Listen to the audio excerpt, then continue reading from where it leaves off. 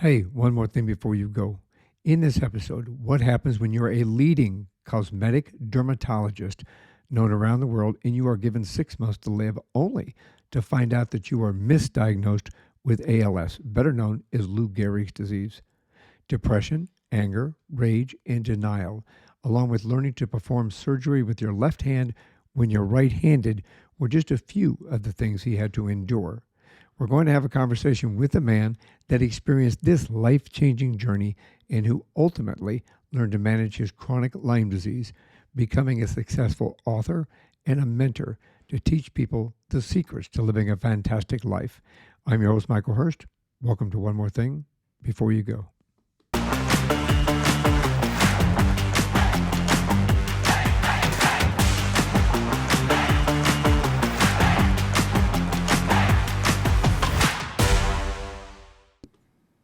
My guest in this episode is Dr. Alan Stephen Leica. He's a speaker, a trainer, an author, and respected cosmetic dermatologist. His life collapsed when he suddenly developed a right foot drop in 2003. Soon after, his right arm became dysfunctional and he was diagnosed with ALS. He was given 6 months to live. For years, he struggled with mental and physical obstacles and life questions when confronted with a life-altering near-death experience such as that. Shock, denial, pain, guilt, anger, bargaining, and depression. He and I have a lot in common. Still, he maintained his status as a leading cosmetic doctor for 30 years. He later discovered he has chronic Lyme disease, and he was not going to die. As a result of this courage and determination, he is now a mentor, a transformational speaker, a thought leader, a podcast and radio show host, and we're going to learn his journey and how you can take the steps to live a more fulfilled life when faced with the same. Dr. Leica, welcome to the show. Thank you for having me. It's such a pleasure, Michael, to be here. It's always a pleasure to be on these shows, but I think yours is going to be very special. I agree. We met yesterday when I was on your show, How to Live an Inspired Life, and I really appreciated being on there. And I have to commend you, kudos for what you provide to the world and in the form of motivation and inspiration. I think in education, actually, allowing people to move forward in a very positive way. So first and foremost, thank you for being here. Well, thank you again for having me. It truly is my pleasure to be here. Well, I love to start at the beginning. So, like I said earlier, this is kind of like a replay of the old show, This Is Your Life, and we'll kind of go there. Where'd you grow up? Grew up in a city called Calgary, Alberta, Canada, the home of the Calgary Stampede, the greatest outdoor show on earth. I grew up in lower middle class parents. I had a very normal childhood. I remember playing cowboys and Indians and loving. We had one of the first black and white TVs in the district, and people would come around and watch it. I remember watching the test pattern on TV for hours on end before something would happen. And then when it did happen, it was like shows like Roy Rogers and that sort of thing. And I remember the old shows we used to watch and the fun we used to have with them. But more importantly, I remember the games we used to play as a child. We'd always be playing back then we had dirt roads in our district. We had one street light per block. It was no paved roads, nothing like that. Yet we had a lot of fun, and uh, it was an idyllic life. I enjoyed my time, and growing up, went through school that was not located about 3 blocks away, and just had an ordinary school. I don't remember being a remarkable student. I was more inclined to play than to be a great student, and after I went through my childhood, I went through grade school, then in junior high, I had to bus to a school in another district. And that was a bit traumatic because once you had one school and then had to go to another, of course, you're not accepted right away. And that was difficult. Now, the good thing is I love to read and love books, so I basically escaped into books and reading, and that's when I started taking more in an academic pursuit and learning things. High school, I had to go still to another district, and I went to a rather unique high school called Bishop Carroll High School, where there were no classrooms. You learned everything by the unit backs. So for social studies, for mathematics, they would have objectives at the beginning of each class. Now, for most of the studies, I could just learn how to do it by learning the objectives, and I met the objectives almost as soon as they were written. So I didn't have to work hard in high school. Now, that was good and bad because I flew through high school. I had a motorcycle, I played a lot, I worked in a restaurant, and that's what I ended up doing at the end of the day. That cost me when I decided to go to college and university.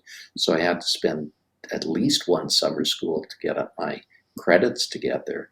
I had to spend my time in a junior college to get enough credits to go to university. And finally, I was able to get to the University of Calgary. And there it was competitive. I had decided I wanted to go into medicine, and medicine was a very, very, very difficult field to go into. Uh, 300 people applying for every position that was available. But I worked hard and I kept on working. I got a Bachelor of Science honors degree and a BA General before I was able to get in. And I was accepted at the University of Alberta in Edmonton, Alberta, which is a city 2.5 hours from the city that I was born in. And I ended up going there. It was interesting. The first week I moved up to Edmonton, I was then admitted to the University of Calgary as a medical school as well. But because I had already moved, I had decided that I wasn't going back. So I took my education at the bigger school at the University of Alberta, and it was a good training. I learned a lot. I did my regular medical degree. Then I did what was called a rotating internship, where you rotated through all the fields. And then I ended up going to um, internal medicine, which was again another pursuit in medicine. Now these were all difficult fields, and I learned a lot. I did a lot, and during my training, I decided I wanted to get into dermatology. Now, dermatology is also a very difficult field to get in. Probably 1,000 applicants for each position. So I did apply all over Canada and the United States, and at the end of the day, I ended up getting a position at the University of Minnesota in Minneapolis, Minnesota. So I and my wife moved down there. We had two of our children in the United States, so they were dual citizens, and I trained there. And then we came back to Edmonton, where I practiced for 30 years. Um, What that got is you basically, into what was your interest in cosmetology? What got you into dermatology, cosmetic dermatology in particular? Was it it's interesting how interests come on.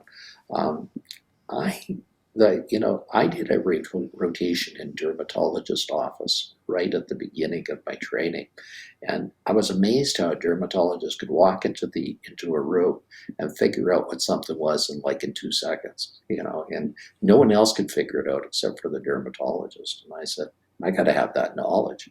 And then when I was in dermatology school, what happened is dermatology started changing. Instead of just being a diagnostic field, it also became a field where they had a lot of good toys. They had lasers, they had mm, all these things that were just being invented for the field.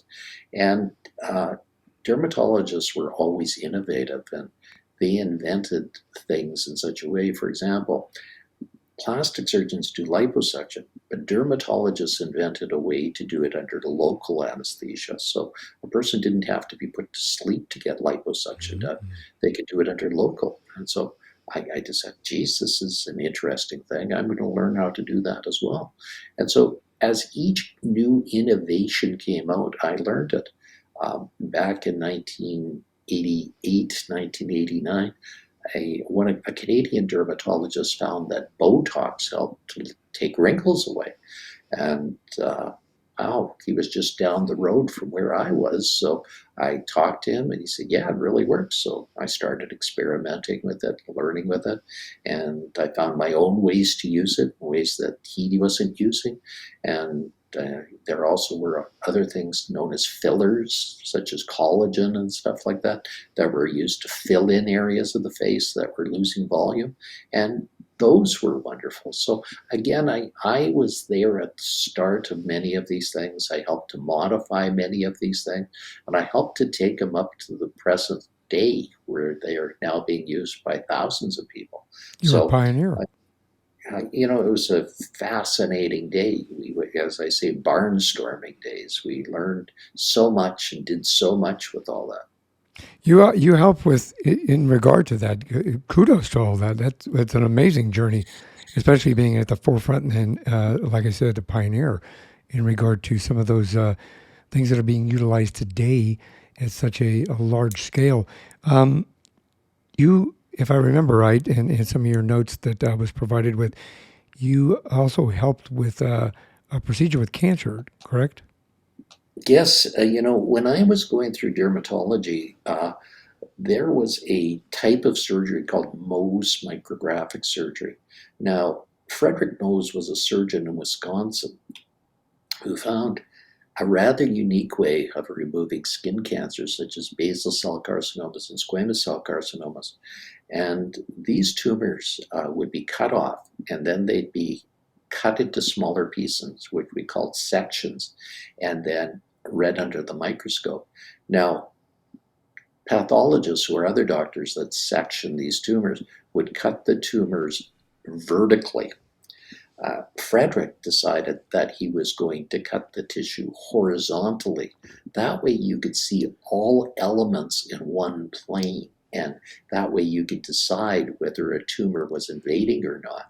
And you could see everything like that. Now, Frederick invented this in Wisconsin during the 1940s. And the reason he invented it in the 1940s is everybody was away fighting in Europe, and he just decided it wasn't the right way to do it. There wasn't anybody that told him he was doing anything wrong. So he invented this type of surgery, did a great type of surgery, and then he taught thousands of doctors to do it. And being at the University of Minnesota, he would come to our school and teach us some of the surgery as well. And we also had some people that were trained by him to do the surgery as well. So I learned this Mohs micrographic surgery from Frederick and the people around him. And now there's schools that train people to do Mohs micrographic surgery, but when I graduated, they were in their infancy. So I asked Frederick how to do this. What's the best way to learn this? And he said, you know, the best way is not to go to one of these fancy schools, he said. He said the best way is to do Mohs micrographic surgery is to get the machine that cuts the tissue and learn it yourself. So I did that and I learned it myself and was one of the pioneers in my area of doing that as well. So by the time I ceased my practice in 2019, I probably had done tens of thousands of cancers by those techniques. The beautiful things about those surgeries, the cure rate was extremely high, and it gave excellent cosmetic results for people and did an excellent job for people as well. That's amazing. Congratulations for that. I mean, it's an opportunity, I think, for my sister beat cancer twice, and it's a devastating disease, as we know. And in regard to I'm going to pause this for 1 second. Cool. Let's go. So, outstanding You got opportunity. me. Yay. I did How get did you. you do that? Well, Wow. well, while you were talking, I listen. Trust me, I'm a cop. I listen and can write at the same time. I wrote a text to the ECAM support and said, "How do I get my guest on the same? He's got a green screen. And I can't get him on there." And they texted me back with the solution. So now I know, and now I know where they put it, and now you're we're the same. So, You're not only a cop, you're a very intuitive individual that learns rapidly from the situation and pivots and adapts, which is truly some of the amazing things that you've done there. well, thank you. I appreciate that. I try to always, as we say, growing the mind should always be a point that we should strive for. So I always look to continue to grow my mind and reach out and, learn new things and adapt. I've always learned to adapt and overcome. In my life, grew up with a dysfunctional family, and then as a cop, I had to learn how to adapt and overcome through my injuries that we talked about, adapt and overcome. So yeah, here we are, and now we're both blue. uh, Yay, just like you, the boys in blue. the boys in blue, exactly, exactly. There we go. Dr. Leica, tell me about your family now. You've got a wonderful wife and some kids and some grandkids, don't you? Yeah, for sure. My wife's a wonderful wife. She's been my wife for 40 years now and has put up with me that long, and it's been a wonderful time to have her. I married her during medical school. She went with me to the University of Minnesota, helped me with have our children there. We've had three children at the time we moved back, and we had a fourth one after that. Now we have four daughters, and we have seven grandchildren, and there's an eighth one going to be on the way. So we're Holy very smokes! proud of that. As I Congratulations. said, my greatest accomplishments are my children and my grandchildren, and I'm also very happy that my wife has made her children uh, enticed to stay in the area. We see them regularly. We do things with them regularly, just on the weekend. My grandson, the only grandson I have, was doing a pre-piano recital. So we came in from our lake cottage to spend time with him doing the piano recital. We have a beautiful cottage at one of the lakes in northern Alberta where the whole family congregates, and not only my immediate family, but the extended family as well. So my wife's brothers and sisters are there, and their children are there. So it's a rather unique situation. My wife's family, and my wife's French, and in Canada, you have the two languages, French and English. I'm only English speaking, but we've been able to raise our children in both cultures and both languages, and so all of the grandchildren usually go to French schools, just like my children went to French schools. So it's a rather unique situation where the whole family gets together and has been able to keep their culture going and doing everything like that. And I, we're thrilled that our children and grandchildren are able to do that in the language of the second language, so that they'll be totally bilingual when they grow up. And, in this day and age, one of the few advantages you can have in the world is to be fluent in another language. You Absolutely. know, I mean, not just a little bit, but totally fluent. That is something that now in the States, I would suggest that anybody who doesn't speak Spanish should be, because there's so many Spanish speaking people that it's a detriment not to be able to speak it. Yes, I would say yes and no. When I was a cop, I learned a little bit of Spanish, only because this is going to sound bizarre, but we dealt with a lot of immigrants and illegal immigrants at the same time. So we had to be able to say certain things like, ask for identification and different things in regard to the arrest or detainment of those individuals. So my Spanish was very limited, other than the dirty words, because we always learn those first.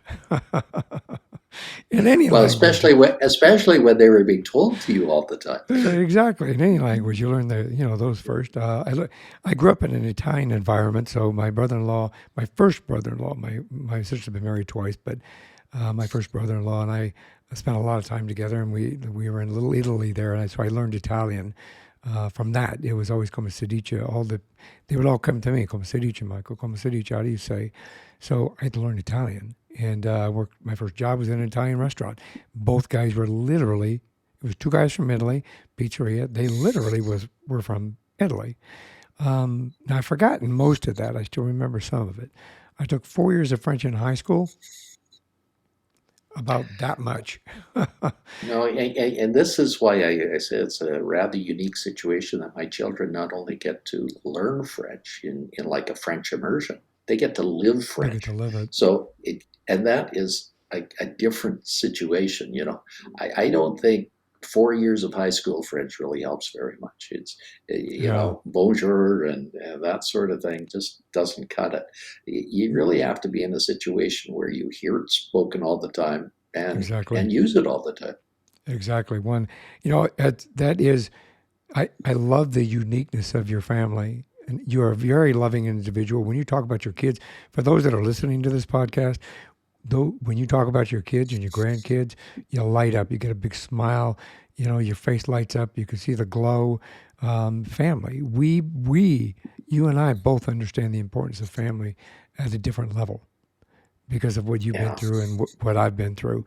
And so I appreciate that from that perspective, which brings us to an incident that took place in 2003 that happened to you and your family. Yeah. Well, my life changed in 2003, and at that time I thought it was for the worst, but I think now it's for the best. In 2003, I was walking with my dear wife and my youngest daughter in Disneyland, the happiest place on earth. Now, isn't that ironic? It is. My wife turned to me and said, "What's wrong with you, hon?" I was taken aback.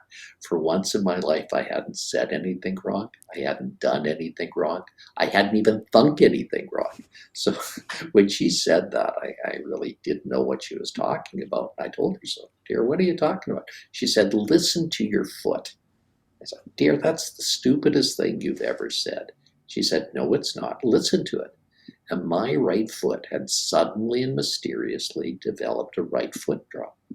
Now, I don't know if you've had that experience with your back problem, but your foot is designed to lift up properly. It's not designed to flap on the pavement. And my foot was flapping on the pavement with each step that I was taking. She said, "Did you have a stroke?" I said, "No, dear. If I had a stroke, I probably would be lying on the pavement muttering something unintelligible."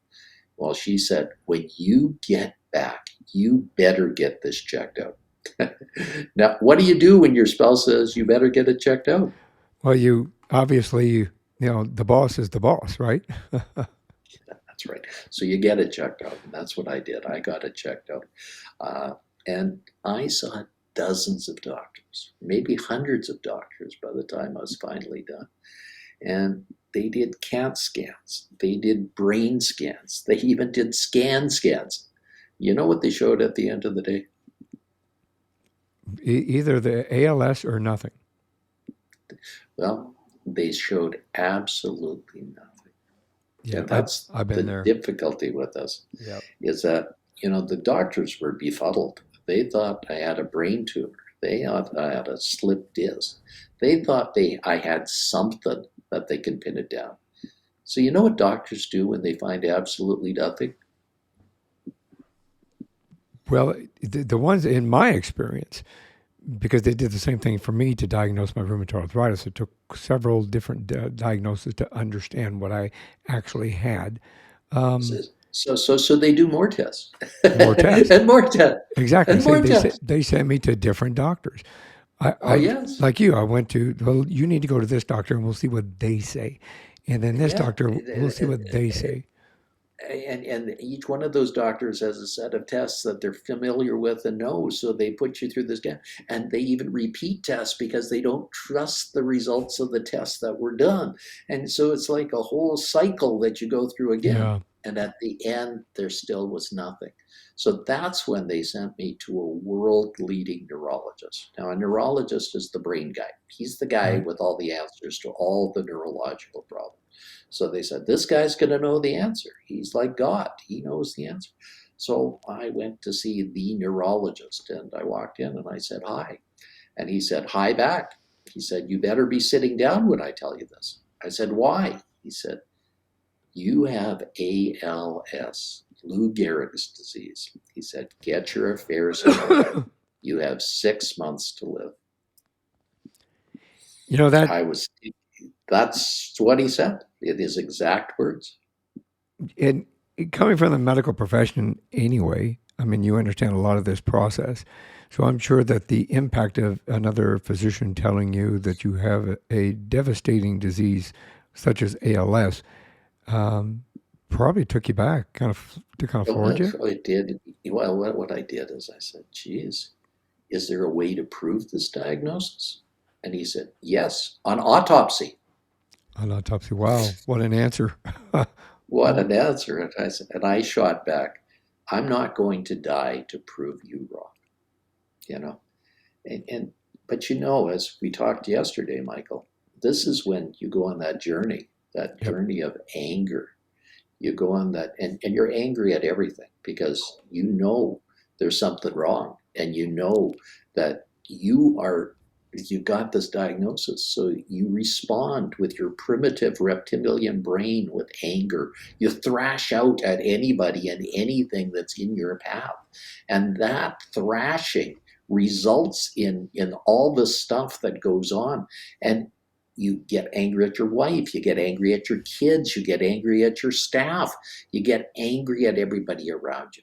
But the problem with that is the only thing good about anger is it motivates you. It just does no more than that. Then you go through bargaining. Oh God, please don't let this happen. I will do anything if you don't let this happen. You know, but I thought God wasn't listening, at least not then. Then you go through denial. There is nothing wrong. I can really do anything. I just have a dropped right foot. But as you said in my history, my right hand started not working right. I couldn't hold those surgical instruments that I used to with my right hand, and I was right-handed. But I learned to use my left hand as a left-handed surgeon. And that was rather unique back in those days because there weren't the tools developed for left-handed surgery. One of the tools we use is scissors. Well, if you're left-handed, there's left-handed scissors. Well, there weren't left-handed scissors for surgeons because all surgeons were right-handed. And so I learned how to use left-handed scissors, and I developed left-handed scissors, and I developed other left-handed tools because I had to. And I got things done. I trained my staff to assist me and do things for me. And so I was able to do surgery despite the fact that my right hand wasn't working well. But the last thing you go through is depression. And Michael, you and I talked about depression and how evil that is. Depression is the worst thing because everything is black. You can't Yep. eat, you can't sleep, there's no purpose to your life, there's nothing in your life. So you just keep on going through the motions. You stay in bed all day and you say, why the heck am I doing anything? I'm dying. Why do I need to do anything? Yep. Why And me? that black days are there. And I had decided back then I wasn't going to die from ALS. I wasn't going to die gasping for breath in my bed. And I said, I'm going to kill myself before that time. But before I did that, I went to my wife and I said, dear, what do I have?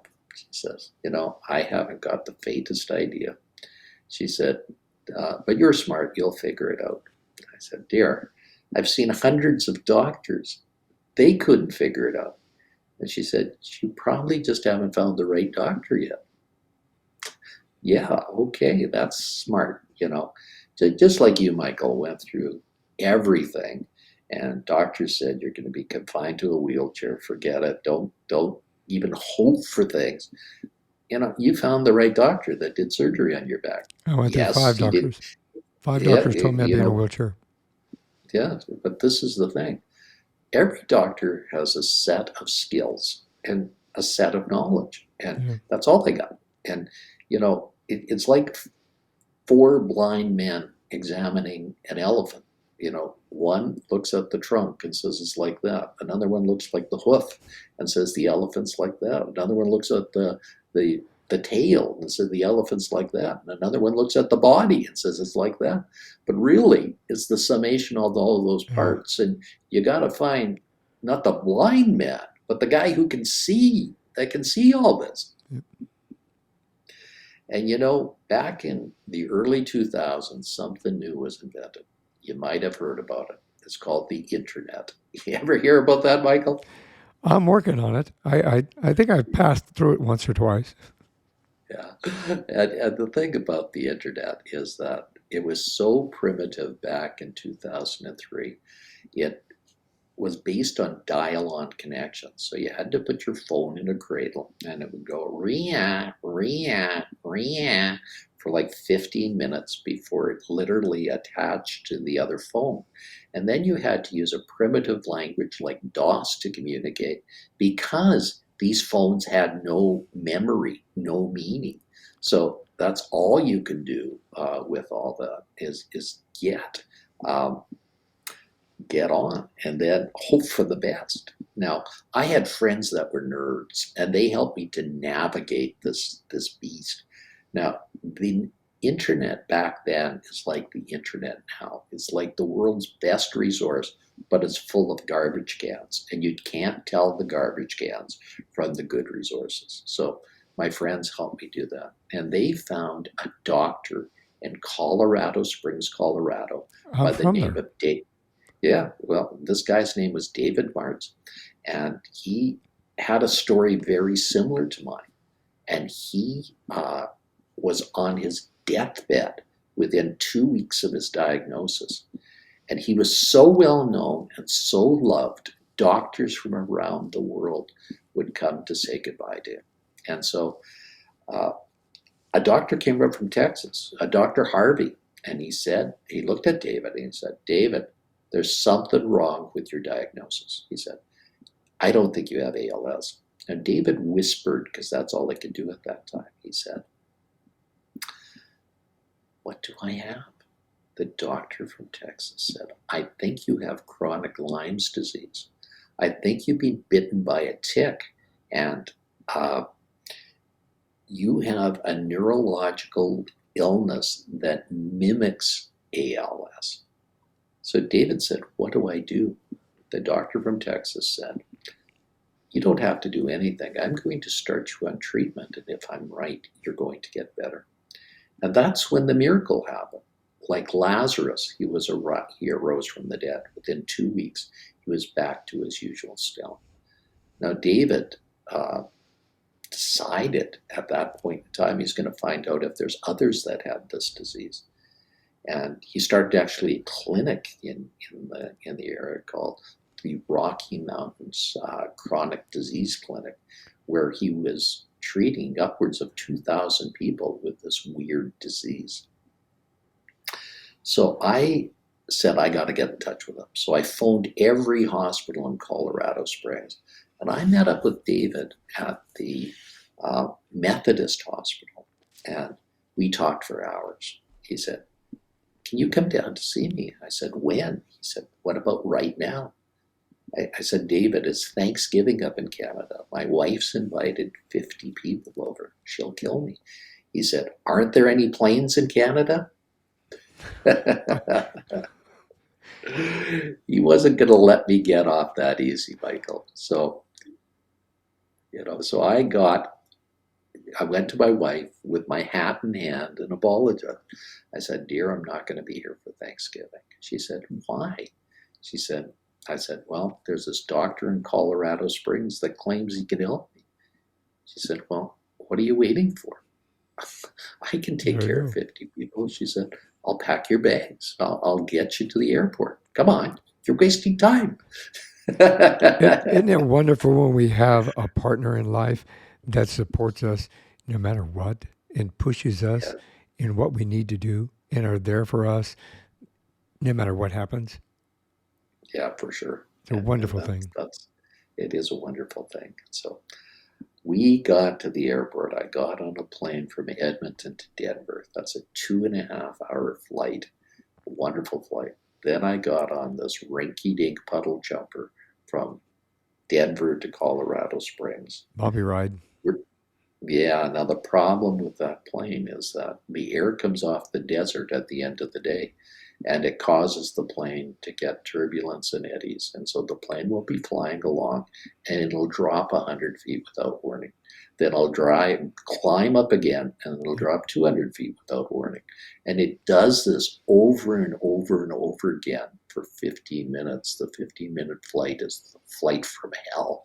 It's like the Yes. drop of doom. It's like a roller coaster. It's like a Ferris wheel, all put together, all in that little bit of time.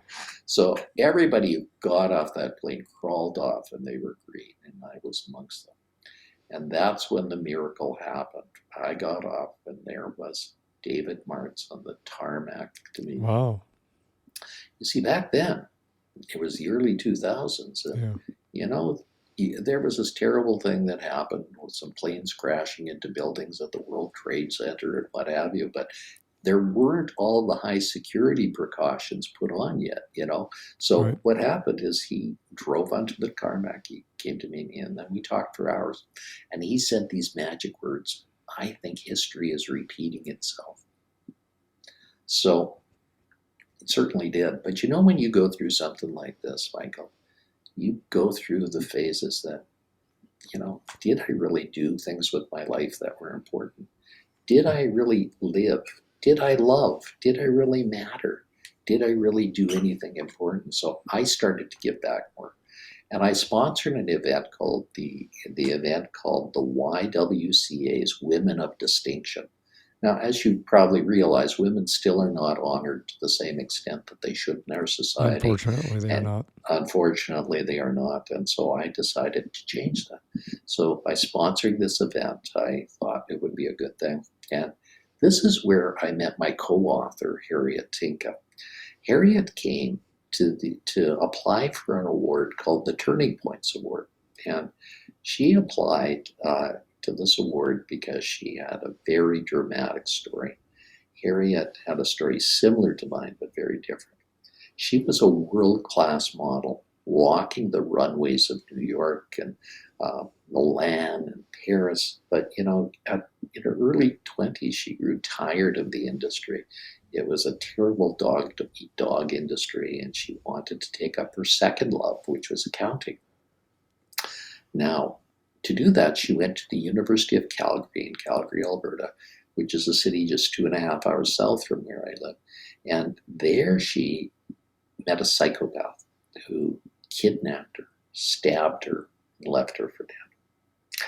Now, she does not know how she got to the hospital, but she got there, and there she met an amazing angel by the name of Amber.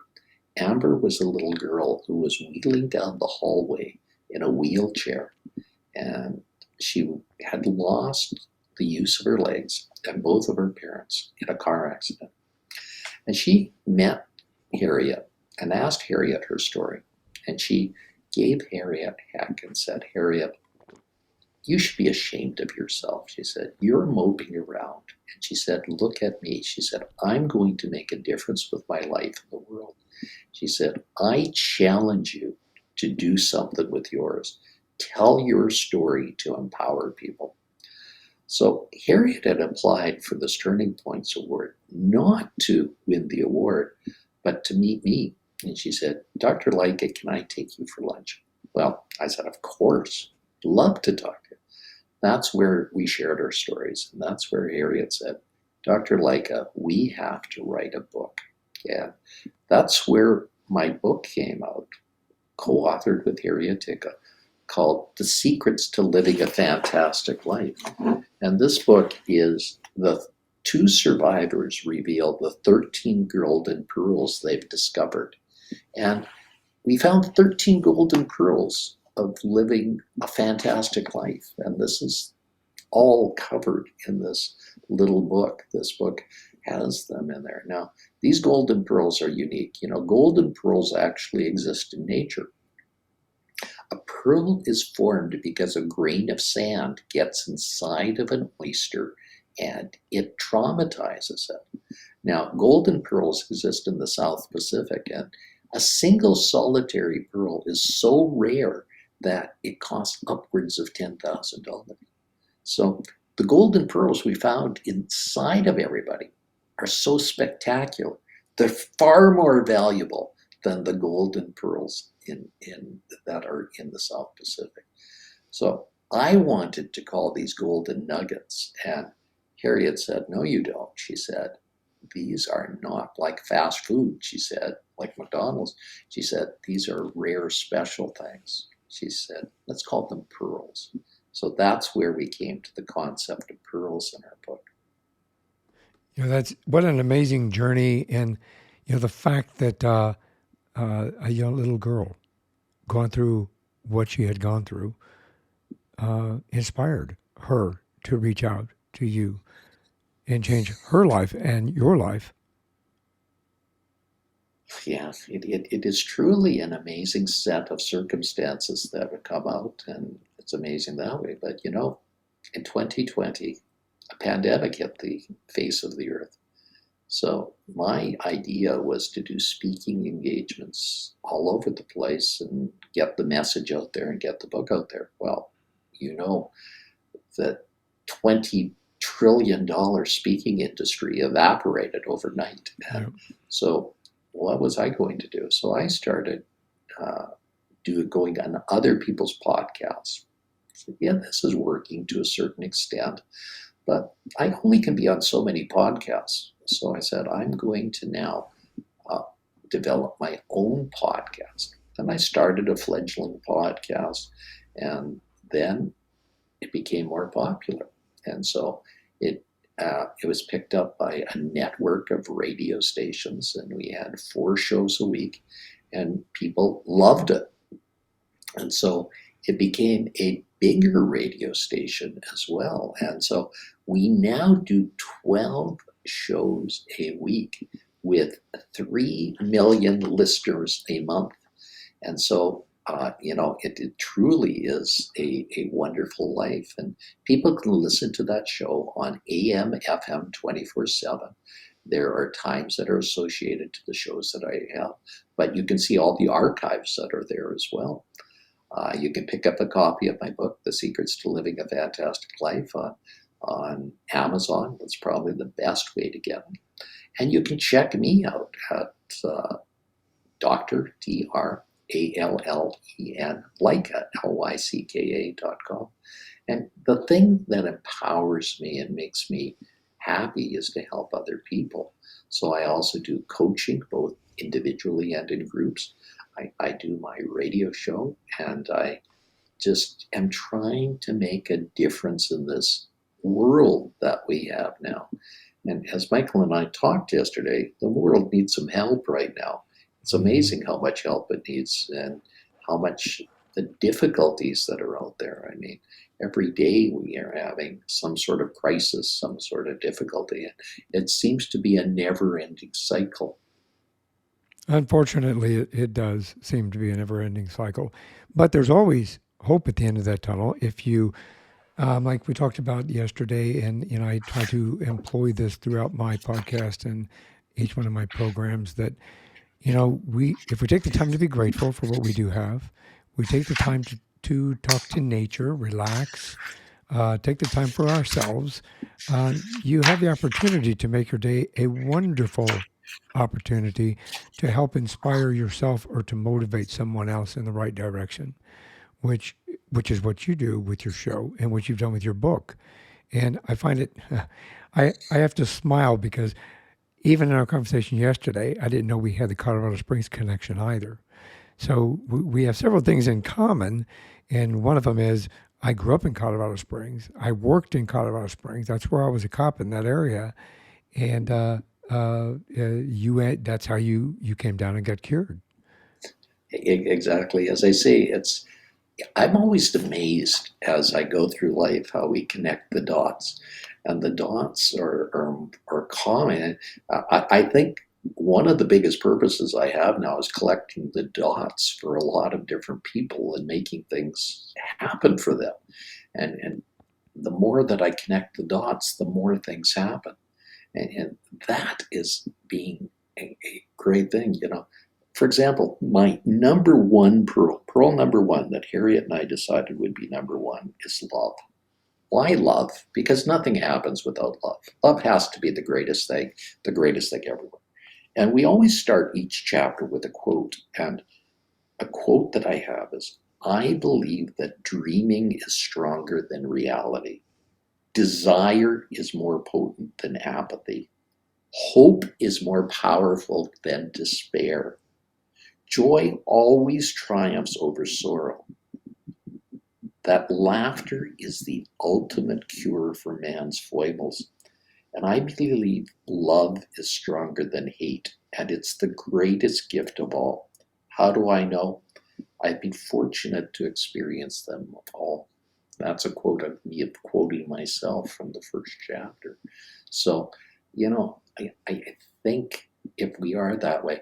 Now, just before I was on the show with you, I did a radio show with an amazing individual by the name of Ian Hill. And Ian Hill has been in Canada many times. And he told me the story of being in Oshawa, Ontario, which is a small town, when he was doing some work there. And he was going around with the city officials. And there at the city, they went to a school. And all the city officials deferred to the janitor, the custodian. And he couldn't figure it out why. And he asked why. He said, it's because you've all gone to the school. And he said, no. The janitor said, it's because I have a very simple principle. He said, everybody I see, I love, and I express my love to them. Now, picture how powerful that message is. If everybody you see, you express your love to. Yeah, that's amazing. Actually, ironically enough, I had a conversation on Monday in regard to that subject in particular, and the fact that there's not enough love in this world, and that if we take the opportunity to stop and love, it gives us fulfillment within our lives. It allows us to be grateful. It allows us to recognize what and who we have in our lives around us. So profound statement, Dr. Leica, that we should reach out and understand and embrace love and share that.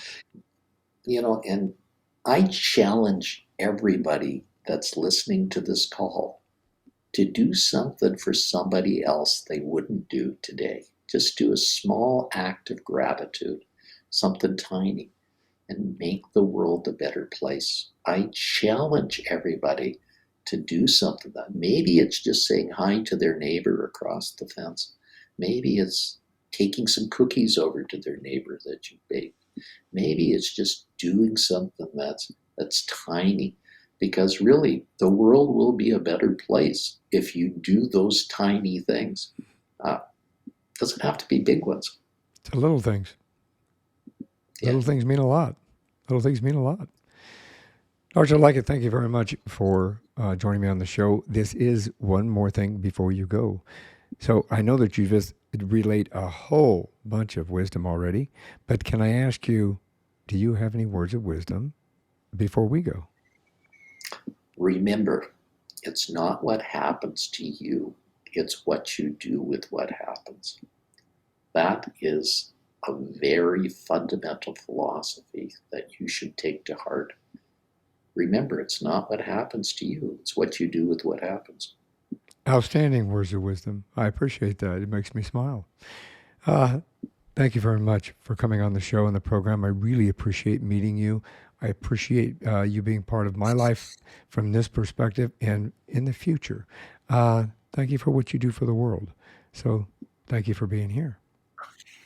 Stay well, and God bless. Thank you very much for listening to One More Thing Before You Go. Please remember to subscribe and or follow us. We are found on each and every platform, including here on YouTube as well. Don't forget to support us. Visit the shop beforeyougopodcast.shop. That's beforeyougo podcast.shop, and download our free app on iOS and Google. It's provided by SupaPass, our sponsor. So please, it's free, and you can carry One More Thing Before You Go each and every place that you want to go, and reach out and listen and watch anytime you want. So again, one more thing before we go. Have a great day. Have a great week, and thanks for joining the conversation. Thanks for listening to this episode of One More Thing Before You Go, a unique conversation about life. You can find us as well as subscribe to the program and rate us on your favorite podcast listening platform.